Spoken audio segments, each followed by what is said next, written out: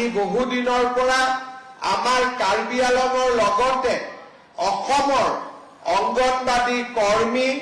আৰু সহায়িকা বাইদেউসকলে তেওঁলোকৰ দৰমহা বৃদ্ধিৰ বাবে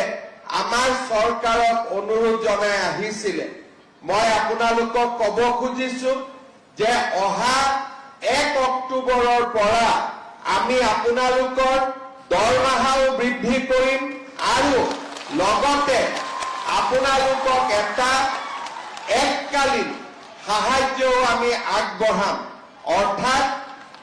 এবাৰতে আপোনালোকক এটা পুঁজি আমি আগবঢ়াম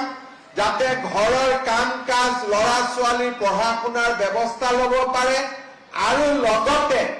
1 অক্টোবৰৰ পৰা আপোনালোকৰ দৰমহাও আমি যিমানখিনি পাৰো সিমানখিনি আমি বৃদ্ধি কৰিম যাতে আমাৰ অংগনবাদী কৰ্মী আৰু সহায়িকাসকলৰ পৰা অলপ